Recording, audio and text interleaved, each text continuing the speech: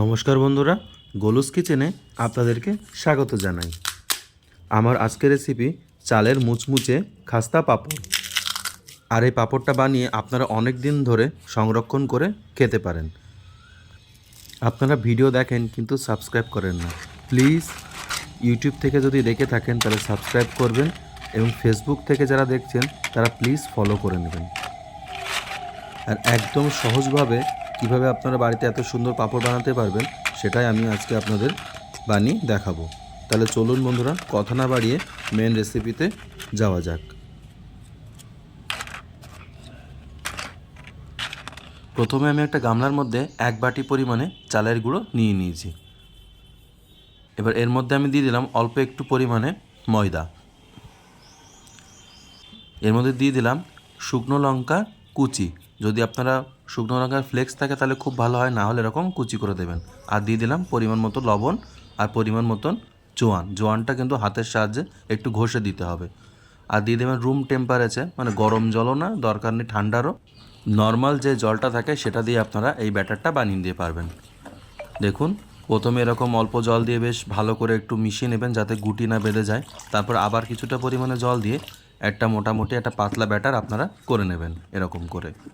দেখুন, আপনারা দেখে হয়তো বুঝতেই পারছেন আমি কেমন করে ব্যাটারটা তৈরি করছি আর কতটা পাতলা আমি করে নিয়েছি। দেখুন, এরকম দাগ দিলে এরকম হালকা একটা পাতলা স্তর পড়ে আসে, এরকম আপনার একটা পাতলা ব্যাটার করে নিতে হবে। এবার পাঁপড়গুলো ভাপিয়ে নেওয়ার জন্য আমি এরকম, মানে যে কোনো আপনার প্লেট নিতে পারেন, আমি এরকম দুটো সরা নিয়ে নিয়েছি। আর পরিমাণ মতন জল দিয়ে আমি হাঁড়িতে উনুনে বসিয়ে দিয়েছি গরম হওয়ার জন্যে। আর যে সরাটা নিয়েছিলাম সেই সরাটা প্রথমে একটু হালকা করে তেল ব্রাশ করে নিলাম হাত দিয়ে।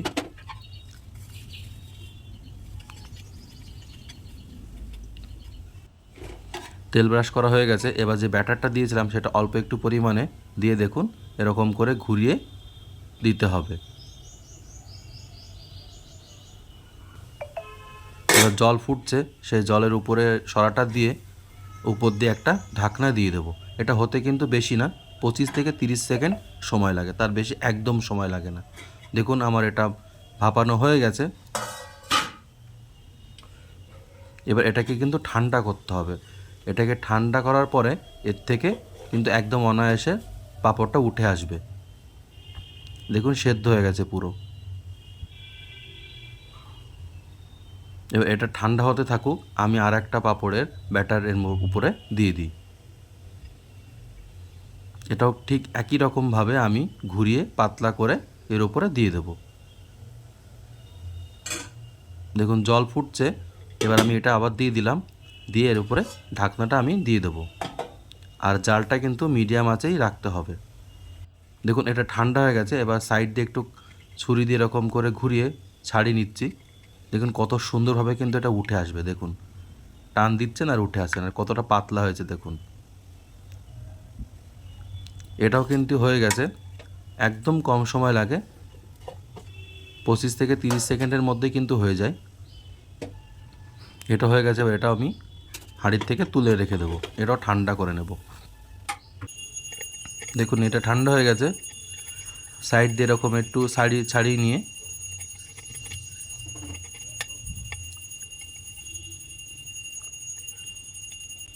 কত সুন্দরভাবে দেখুন সরার থেকে উঠে আসছে আর কতটা পাতলা হচ্ছে দেখুন।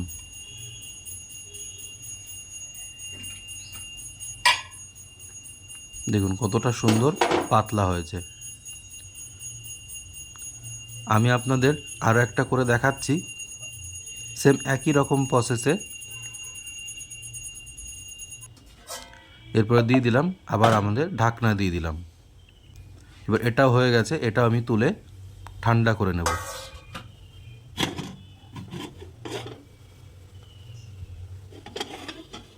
আর এটা আগেরটা ঠান্ডা হয়ে গেছে, দেখুন উঠে আসছে কত সুন্দরভাবে।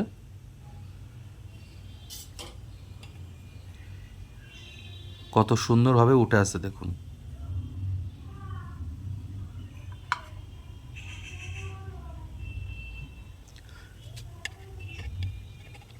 এটাও করা ছিল, এটাও ঠান্ডা হয়ে গেছে। আপনাদের সুবিধার্থে আমি খুব ভালোভাবে বোঝানোর চেষ্টা করছি। দেখুন এটাও কত সুন্দরভাবে উঠে আসলো। এবার এগুলোকে আমি একটা কুলোর ওপর এরকম দিয়ে নিয়েছি, নিয়ে এবার এটাকে রোদে দিতে হবে। এবার রোদে দেওয়ার পরে আমি আপনাদের বলে দেব যে কতদিন সময় লাগলো। দেখুন মোটামুটি আমার 2 দিনের মতন সময় লেগেছে পাঁপড়গুলো শোকাতে, একদম মচমচে হয়ে গেছে। আর এটা আপনারা এয়ারটাইট বক্সে রেখে সংরক্ষণ করে খেতে পারেন। আমার ভিডিওটা যদি আপনাদের ভালো লেগে থাকে তাহলে লাইক, কমেন্ট, শেয়ার ও সাবস্ক্রাইব করে আমার পাশে থাকবেন। আর যদি ফেসবুক পেজ থেকে দেখে থাকেন তাহলে অবশ্যই ফলো ও শেয়ার করে দেবেন। এবার এগুলোকে আমি ভেজে দেখাচ্ছি যে কত সুন্দরভাবে এগুলো ভাজা হয়, আর এত ছোট হয়ে যে কতটা বড় বড় কিন্তু পাঁপড় হবে।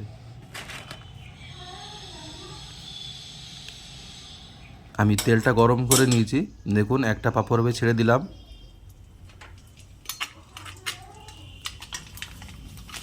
দেখুন কত সুন্দরভাবে ফুলে বড় হয়ে যাচ্ছে, দেখুন কতটা বড় হয়ে গেছে, একদম মুচমুচে।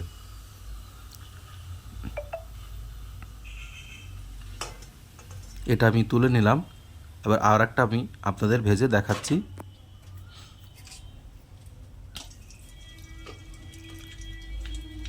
দেখুন তেলে দেওয়ার সাথে সাথে ফুলে একদম ডাবল হয়ে গেছে।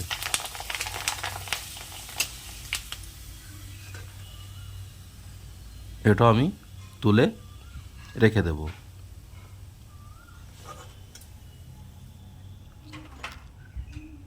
আমি আরও একটা ভেজে দেখাচ্ছি। আমি এখানে অল্প ভাজছি, বাকিগুলো সব রেখে দিয়েছি পরে খাবো বলে। দেখুন এটা অনেকটাই বড় হয়ে গেছে।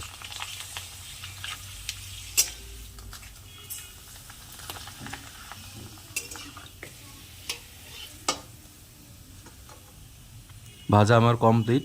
এবার আমি আপনাদেরকে এটা ভেঙে দেখাচ্ছি যে কতটা মুচমুচে আর কতটা খাস্তা হয়েছে। দেখুন কেমন দারুণ শব্দ হচ্ছে।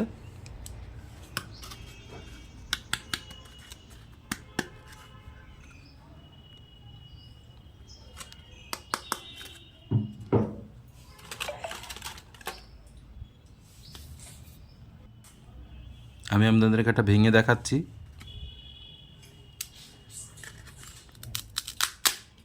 দেখুন কতটা মুচমুচে, হাতের মধ্যে দিলে গুঁড়িয়ে একদম ভেঙে যাচ্ছে। গরম ভাতের সাথে যদি ডালের সাথে এরকম পাঁপড় হয় তাহলে খাওয়াটা একদম জমে যাবে।